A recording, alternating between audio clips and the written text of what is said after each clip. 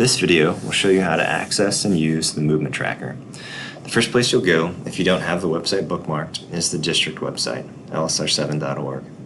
In the upper right hand corner, click Staff. On the district staff page, under Instruction in the center, click Apps, and then go down to SB Portal. Then you'll be prompted with this login screen. So you're going to pick your school Google account and click it. For today's purposes, I'm going to use Michelle's account so that you can see what a teacher can access. The first place it'll take you when you're logged into the SB portal is the dashboard.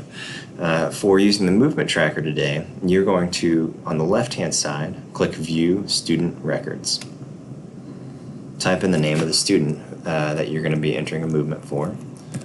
So I'm going to pick a student in Michelle's class that we're going to enter some sample movements for. So I'll click View. Here's this student's page, and then we enter a movement on the left-hand side, just like before, but there are some slight changes. So let's say she's being dangerous. I'm looking at my yellow buddy room pass to kind of see, oh, okay, yep, I had a move for her today. I need to enter it into the SB portal because I've got my buddy room yellow sheet to remind me that I've kept track of that movement. Now I need to enter it. So she was dangerous and she moved to the buddy room. That was today. It's going to automatically pre-populate the current day and current time. But her move, let's just say it's the end of the day, but this move, let's say it happened at 10 o'clock. So 10 a.m. From 10 a.m. to 10:15 a.m., she was in the buddy room.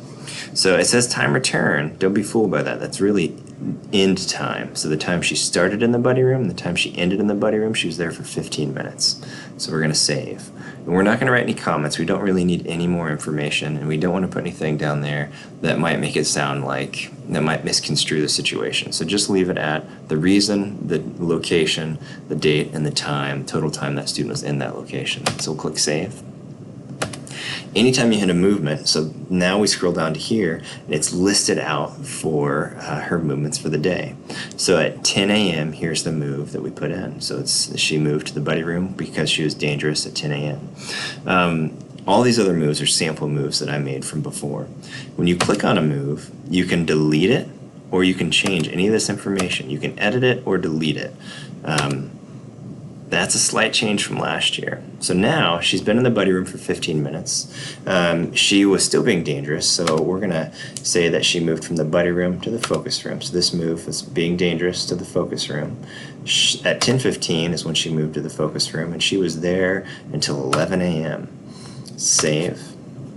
And that move will be down. It's graphed here that we can see here because there's two moves now around that 10 a.m. time, and then it's going to be down in the list below as well. So there's 10:15 to the focus room. And then she de-escalated in the focus room. She was there until 11. So at 11 a.m. to 11:15, she de-escalated to the buddy room. Save. And then she also de-escalated from the buddy room back to the safe seat at 11:15 to 11:30.